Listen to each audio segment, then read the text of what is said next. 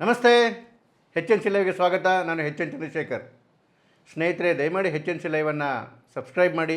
ನಿಮ್ಮ ಎಲ್ಲ ಸ್ನೇಹಿತರುಗಳಿಗೂ ಸಬ್ಸ್ಕ್ರೈಬ್ ಮಾಡಲಿಕ್ಕೆ ಹೇಳಿ. ಬೆಲ್ ಬಟನನ್ನು ತಪ್ಪದೇ ಪ್ರೆಸ್ ಮಾಡಿ.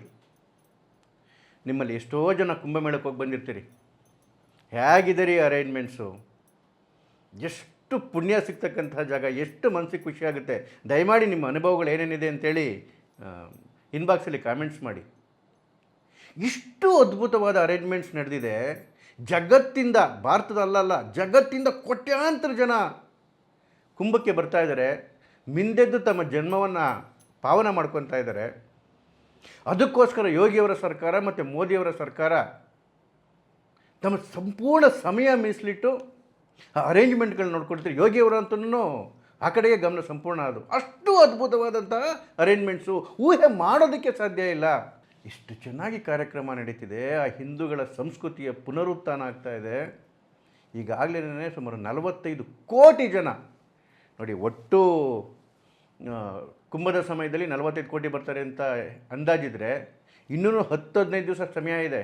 ಈಗಲೇ 45 ಕೋಟಿ ಜನ ಆಗಲೇ ಮಿಂದೆದ್ದು ಹೋಗಿದೆ. ಇನ್ನೂ 20 ಕೋಟಿ ಬರ್ತಕ್ಕಂಥ ಅನುಮಾನಗಳಿದೆ. ಅಂದರೆ 65-70 ಕೋಟಿ ಹೊರಟೋಗುತ್ತೆ ರೀ. 70 ಕೋಟಿ ಒಂದು ಜಾಗದಲ್ಲಿ, ಒಂದು ಸ್ಥಳದಲ್ಲಿ, ಒಂದು ಊರಲ್ಲಿ ಸೇರೋಕ್ಕೆ ಸಾಧ್ಯ ಅಂತ ಹೇಳಿದ್ರೆ ಭಾರತದ ಅರ್ಧಕ್ಕಿಂತ ಹೆಚ್ಚು ಪಾಪ್ಯುಲೇಷನ್ನು ಅಲ್ಲೋಗಿ ಮಿಂದೆದ್ದು ಬರ್ತಾ ಇದ್ದಾರೆ. ಊಹೆ ಮಾಡ್ಕೊಳ್ಳೋದಕ್ಕೆ ಅದ್ಭುತ ಅನಿಸ್ಬಿಡುತ್ತೆ. ಇಂತಹ ಅದ್ಭುತ ಕಾರ್ಯಕ್ರಮದ ಬಗ್ಗೆಯೂ ಕೂಡ ಕೀಳಾಗಿ ಮಾತಾಡ್ತಾರೆ ಕೆಲವು ಅತೃಪ್ತ ಆತ್ಮಗಳು. ಅಂದರೆ ಅಸಹ್ಯ ಬಂದ್ಬಿಡುತ್ತೆ ಅವ್ರ ಬಗ್ಗೆ. ಈ ಮಲ್ಲಿಕಾರ್ಜುನ ಖರ್ಗೆ ಅವ್ರಿಗೆ ಮಾನ ಮರ್ಯಾದೆ ಇದೆಯೇನ್ರಿ ಈ ವಯಸ್ಸಲ್ಲವ್ರಿಗೆ? ಸಾವಿರಾರು ಜನ ಸತ್ತೋದ್ರಂತೆ ಮೊನ್ನೆ ಕಾಲು ತುಳಿತದಲ್ಲಿ. ಹೌದು, ಕಾಲು ತುಳಿತ ಆಗಬಾರ್ದಾಗಿತ್ತು. ಅದರಿಂದ ಯಾರ ಚಿತಾವಣೆ ಇದೆ ಅಂಥೇಳಿ ಇನ್ನೂ ಎನ್ಕ್ವೈರಿ ನಡೀತಾ ಇದೆ. ಆದ್ರೂ ಆಗಿರ್ತಕ್ಕಂಥದ್ದು ಅಕ್ಷಮ್ಯ. ಆದರೆ ಅದಾದ ಕೆಲವೇ ಗಂಟೆಗಳಲ್ಲಿ ಇಡೀ ಸರ್ಕಾರ ಮುಂದೆ ನಿಂತ್ಕೊಂಡು ಅದನ್ನು ಕಂಟ್ರೋಲಿಗೆ ತೊಗೊಂಬಂತು. ಅದಾದ ಮೇಲೆ ನಿರಾತಂಕವಾಗಿ ಅಲ್ಲಿ ಸ್ನಾನಗಳು ನಡೀತಾ ಇದೆ. ಕೋಟ್ಯಾಂತರ ಜನ ಬಂದು ಹೋಗ್ತಾ ಇದ್ದಾರೆ. ಈ ಮಲ್ಲಿಕಾರ್ಜುನ ಖರ್ಗೆಗೆ 30 ಜನ ಅಲ್ಲಂತೆ ಸತ್ತಿದ್ದು, ಸಾವಿರಾರು ಜನ ಸತ್ತೋದ್ರಂತೆ. ಅಖಿಲೇಶ್ ಯಾದವ್ 2 ತಿಂಗಳಿಂದ ಟ್ವೀಟ್ ಮಾಡ್ತಾರೆ. ಟ್ವೀಟ್ ಮೇಲೆ ಟ್ವೀಟು, ಟ್ವೀಟ್ ಮೇಲೆ ಟ್ವೀಟು. ಅದು ಸರಿ ಇಲ್ಲ, ಇದು ಸರಿ ಇಲ್ಲ, ಹಂಗೆ ಮಾಡೋಕ್ಕಾಗಲ್ಲ, ಹಿಂಗೆ ಮಾಡೋಕ್ಕಾಗಲ್ಲ ಅಂತೇಳಿ. ಇವತ್ತು ಕೂಡ ಸುಮ್ಮನೆ ಇಲ್ಲ. ಯೋಗಿ ರಾಜೀನಾಮೆ ಕೊಡಬೇಕಂತೆ. ಇವ್ರ ಯೋಗ್ಯತೆಗೆ ಎಷ್ಟು ಬೆಂಕಿ ಹಾಕ. ಇವ್ರದೇ ಸರ್ಕಾರ ಇದ್ದಾಗ 2013ರಲ್ಲಿ ಒಬ್ಬ ಜಿಹಾದಿ ಅಜಮ್ ಖಾನ್ಗೆ ಕುಂಭದ ಉಸ್ತುವಾರಿ ಕೊಟ್ಟಿದ್ದರು. 10 ಜನ ಕಾಲ್ತುದಲ್ಲಿ ಸತ್ತೋದ್ರು ರೈಲ್ವೆ ಸ್ಟೇಷನಲ್ಲಿ. ಆಗ ಇವರಿಗೆ ಅದನ್ನು ಕಂಟ್ರೋಲ್ ಮಾಡಬೇಕಂತ ಯೋಗ್ಯತೆ ಇರಲಿಲ್ಲ. ಅವಾಗ ಇಷ್ಟೊಂದು ಜನನೂ ಕೂಡ ಬಂದಿರಲಿಲ್ಲ. ಈಗ ಯೋಗಿ ರಾಜೀನಾಮೆ ಕೊಡಬೇಕಂತೆ. ಇನ್ನೇನು ವಿದೇಶಿ ಏಜೆಂಟ್ ಪಪ್ಪು, ಅವನು ಕೂಡ ಅದೇ ಬಡ್ಕೊಂತಿರೋದು. ಯೋಗಿಯವರು ರಾಜೀನಾಮೆ ಕೊಡಬೇಕು ಅಂತೇಳಿ. ಅದೆಲ್ಲ ಬಿಟ್ಬಿಡ್ರಿ. ಈ ಜಯಾ ಬಚ್ಚನ್ಗೆ ಏನ್ರಿ ಬಂದಿದೆ ದೊಡ್ಡ ರೋಗ? ಏನು ಆ ಯಮ್ಮನ ಬಾಯಲ್ಲಿ ಬರ್ತಕ್ಕಂಥ ಮಾತುಗಳು? ಮರ್ಯಾದೆ ಇದೆಯಾ ಸ್ವಲ್ಪನಾದರೂ? ಒಂದು ಹೆಣ್ಣು ಅಂತನಾದ್ರೂ ಹೇಳೋದು ನೋಡಬೇಕು ಆ ಹೆಂಗಸು. ಇವತ್ತು ಅತ್ಯಂತ ಕಲುಷಿತ ನೀರು ಎಲ್ಲಾದರೂ ಇದೆ ಅಂತ ಹೇಳಿದ್ರೆ ಅದು ಕುಂಭದಲ್ಲಂತೆ. ಅವತ್ತು ಕಾಲು ತುಳಿತಾ ಇರ್ತಾರೆ ಹೆಣಗಳನ್ನ, ಅವನ್ನೆಲ್ಲವನ್ನು ನದಿಗೆ ಎಸ್ಬಿಟ್ರಂತೆ. ಹಾಗಾಗಿ ಇಡೀ ನೀರು ಕಲುಷಿತ ಆಗೋಗಿದೆಯಂತೆ. ಎಷ್ಟು ಹೆಣಗಳು ಎಸ್ತಿದ್ದಾರೋ ಗೊತ್ತಿಲ್ವಂತೆ. ಎಂಥ ಬಚ್ಚಲು ಬಾಯಿರಿ ಹೆಂಗಸ್ದು.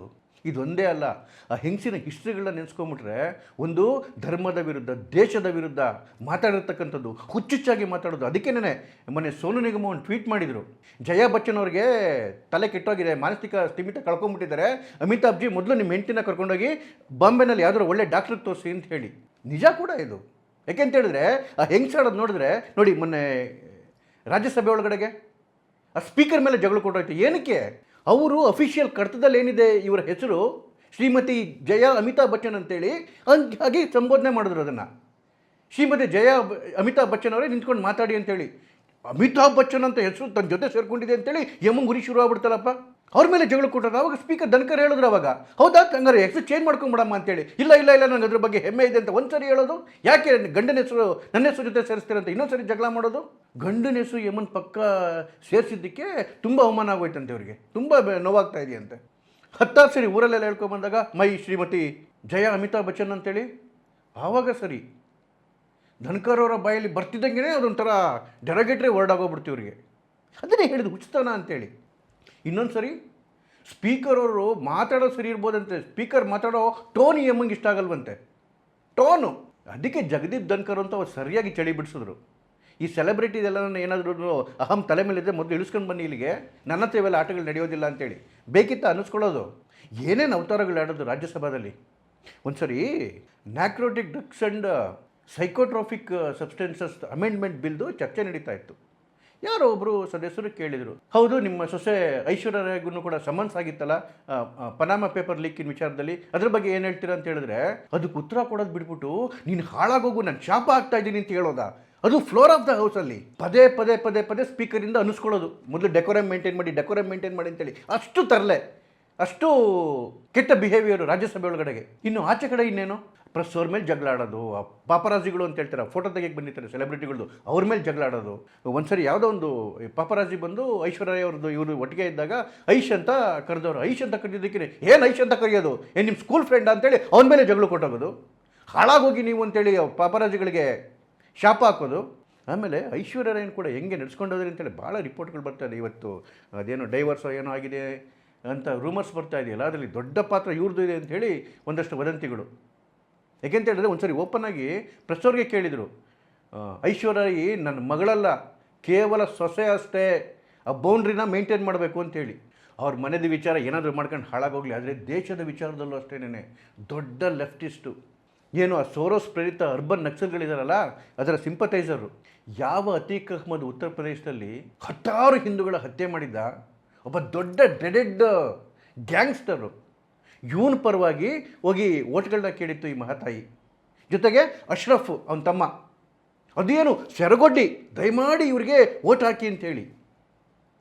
ಇಂತಹ ಕರಾಳ ಹಿನ್ನೆಲೆ ಇರ್ತಕ್ಕಂತಹ ಜಯಾ ಬಚ್ಚನ್ ಈಗ ಆ ಕುಂಭಮೇಳ ಸಕ್ಸಸ್ ಆಗ್ತಾ ಇರೋದು, ಕೋಟ್ಯಾಂತರ ಹಿಂದೂಗಳು ಬಂದಲ್ಲಿ ಮಿಂದೆದ್ದು ಹೋಗ್ತಾ ಇರೋದು ಏನಕ್ಕೆ ಇವ್ರು ಉರಿತಾ ಇದೆ ಅಂತ ಹೇಳಿದ್ರೆ, ಯಾವ ಜಾತಿ ಇದೆ ಹಿಂದೂ ಧರ್ಮದಲ್ಲಿ, ಮೇಲ್ಜಾತಿ ಕೆಳಜಾತಿ ಅಂಥೇಳಿ ಹಿಂದೂಗಳನ್ನ ಡಿವೈಡ್ ಮಾಡೋಕೆ ಹೋಗ್ತಾ ಇದ್ರಲ್ಲ, ಅಲ್ಲಿ ಕುಂಭದಲ್ಲಿ ಕೋಟ್ಯಾಂತರ ಜನ ಮುಳುಗೋಗ್ತಾ ಇದ್ದಾರೆ. ಯಾರು ದಲಿತರು ಅಂತ ಕೇಳಲ್ಲ, ಯಾರು ಆದಿವಾಸಿ ಅಂತ ಕೇಳಲ್ಲ, ಯಾರು ಬ್ರಾಹ್ಮಣ ಅಂತ ಕೇಳಲ್ಲ, ಯಾರು ಶೆಟ್ರು ಅಂತ ಕೇಳಲ್ಲ. ಇದು ತಡ್ಕೊಳಕ್ಕಾಗ್ತಾ ಇಲ್ಲ. ಯಾವ ನೆರೇಟಿವ್ನ ಸೃಷ್ಟಿ ಮಾಡ್ತಿದ್ರು ಜಾತಿ ಪದ್ಧತಿ ಒಳಗಡೆಗೆ, ಆ ನೆರೇಟಿವ್ಗೆ ಕುಸಿದು ಬಿದ್ದೋಗ್ತಾ ಇದೆ. ಅದು ಅತ್ಯಂತ ಸಕ್ಸಸ್ ಆಗ್ತಾ ಇದೆ. 70 ಕೋಟಿ ಜನ ಬಂದಲ್ಲಿ ಮಿಂದೇಳ್ತಾರೆ ಭಾರತೀಯರು ಹಿಂದೂಗಳು ಅಂತ ಹೇಳಿದ್ರೆ, ಅದ್ರಲ್ಲಿ ಎಲ್ಲ ಜಾತಿಯವರು, ಜನಾಂಗದವರು, ಸಣ್ಣ ಪುಟ್ಟವರು, ಆದಿವಾಸಿಗಳು, ದಲಿತರು ಎಲ್ಲರೂ ಮಿಂದೋಗ್ತಾ ಇದ್ದಾರೆ. ಅದು ಒಂದೇ ಜಾಗದಲ್ಲಿ ಮಿಂದೆದ್ದೋಗ್ತಾ ಇದ್ದಾರೆ. ಹಿಂದೂಗಳಲ್ಲಿ ಜಾತಿ ಪದ್ಧತಿ ಇಲ್ಲ, ಎಲ್ಲ ಹಿಂದೂಗಳು ಒಂದು ಅಂತಕ್ಕಂಥ ಭಾವನೆಯನ್ನು ಜಗತ್ತಿಗೆ ತೋರಿಸ್ತಾ ಇದ್ದಾರೆ. ಇದು ತಡ್ಕೊಳಕ್ಕಾಗ್ತಾ ಇಲ್ಲ. ಅದಕ್ಕೇನೆ ಇವರಿಗೆ ಬಾಯಿಗೆ ಬಂದಂಗೆ ಮಾತಾಡೋದು. ಅತ್ಯಂತ ಕಲುಷಿತ ನೀರಂತೆ. ನೀವೆಷ್ಟು ಜನ ಕುಂಭಕ್ಕೆ ಹೋಗಿ ಬಂದಿದ್ದೀರಿ, ಎಷ್ಟು ಕ್ಲೀನಾಗಿದೆ ಅದರೊಳಗಡೆಗೆ. ಜಸ್ಟ್ ಆ ನೀರನ್ನು ಕ್ಲೀನ್ ಮಾಡೋದಕ್ಕೇನೆ 1600 ಕೋಟಿ ರೂಪಾಯಿ ಪ್ರಾಜೆಕ್ಟ್ ಹಾಕಿದ್ದಾರೆ ಯೋಗಿ ಅವರು. 1600 crores for just cleaning the water every day. ಅಲ್ಲಿರ್ತಕ್ಕಂತಹ ವಾಟರ್ ಕ್ಲೀನಿಂಗ್ ಮಿಷಿನ್ನು ಅದು ಭಾರತದಲ್ಲಿ ಬೇರೆ ಎಲ್ಲೂ ಇಲ್ವೇ ಇಲ್ಲ. ಈಗ ಇದು ನಿರಂತರವಾಗಿ ನೀರನ್ನು ಸ್ವಚ್ಛ ಮಾಡ್ತಾ ಹೋಗುತ್ತೆ. ಮತ್ತು ಈ ತೆಂಗಿನಕಾಯಿನ ಮತ್ತು ಹೂವನ್ನು ಸೆಪ್ರೇಟ್ ಮಾಡೋದಕ್ಕೆ ಅದಕ್ಕೆ ಬೇರೆ ಟೀಮ್ಗಳನ್ನ ಮಾಡಿಟ್ಟಿದ್ದಾರೆ. ಅಲ್ಲಿನ DM, ಡಿಸ್ಟ್ರಿಕ್ಟ್ ಮ್ಯಾಜಿಸ್ಟ್ರೇಟ್, ನಮ್ಮಲ್ಲಿನ DC ಅಂತ ಹೇಳ್ತಾರೆ, ಅವ್ರು ಹೇಳ್ತಾರೆ ನಾವು ಪ್ರತಿ ಘಾಟ್ನ ನೀರಿಂದು ಟೆಸ್ಟ್ ಮಾಡ್ತಾ ಇರ್ತಾರಂತೆ ಲ್ಯಾಬಲ್ಲಿ. ಎಲ್ಲಿ ಸ್ವಲ್ಪ ಜಾಸ್ತಿ ಕೊಳೆ ಆಗಿದೆ ಅಲ್ಲಿಗೆ ಇಮ್ಮಿಡಿಯೇಟಾಗಿ ಆ ಕ್ಲೀನಿಂಗ್ ಮಿಷಿನ್ ಹೋಗುತ್ತೆ. ಪ್ರತಿ ದಿವಸ ಪ್ರತಿ ಗಂಟೆ ಈ ಕೆಲಸ ನಡೀತಲೇ ಇರುತ್ತೆ. ಹಾಗಾಗೇ ಅಷ್ಟು ಕೋಟಿ ಜನ ಮಿಂದೆದ್ರೂ ಕೂಡ ಅಲ್ಲಿನ ನೀರು ಅಷ್ಟು ಪವಿತ್ರವಾಗಿರ್ತಕ್ಕಂಥದ್ದು, ಅಷ್ಟು ಶುಚಿಯಿಂದ ಇರ್ತಕ್ಕಂಥದ್ದು. ಇಂತಹ ಪವಿತ್ರ ನೀರಿನ ಬಗ್ಗೆ ಮಾತಾಡೋಕ್ಕೆ ನಾಚಿಕೆ ಆಗಲ್ವಾ ನಿಮಗೆ? ಅದಕ್ಕೆ ಸೋನು ನಿಗಮ್ ಅವ್ರು ಸರಿಯಾಗಿ ಹೇಳಿದ್ದಾರೆ, ಅಮಿತಾಬ್ ಬಚ್ಚನ್ ಅವ್ರಿಗೆ ಮೊದಲು ತಗೊಂಡೋಗಿ ನಿಮ್ಮ ಹೆಂಡ್ತಿನ ಯಾವ್ದಾದ್ರು ಒಳ್ಳೆ ಡಾಕ್ಟ್ರಿಗೆ ತೋರಿಸಿ ತಲೆ ಕೆಟ್ಟಿರೋದಕ್ಕೆ ಒಂದು ಟ್ರೀಟ್ಮೆಂಟ್ ಕೊಡಿಸಿ ಅಂತೇಳಿ. ಬರೀ ತಲೆ ಕೆಟ್ಟಿರೋದಕ್ಕೆ ಅಷ್ಟೇ ಅಲ್ಲ, ಒಳಗಡೆ ತುಂಬಿಕೊಂಡಿರ್ತಕ್ಕಂಥ ವಿಷ ಇದೆಯಲ್ಲ, ಭಾರತ ವಿರೋಧಿ ವಿಷ, ಹಿಂದೂ ವಿರೋಧಿ ವಿಷ, ಈ ವಿಷ ಇಳಿಸೋದಕ್ಕೂ ಏನೋ ಸ್ವಲ್ಪ ಟ್ರೀಟ್ಮೆಂಟ್ ಕೊಡಿಸಿ ಅಮಿತಾಬ್ ಅವರೇ. ಸ್ನೇಹಿತರೆ, ಕುಂಭ ಹೇಗಿದೆ, ಹೇಗೆ ನಡೀತಾ ಇದೆ, ದಯಮಾಡಿ ಕಾಮೆಂಟ್ಸ್ ಮಾಡಿ. ನಮಸ್ಕಾರ.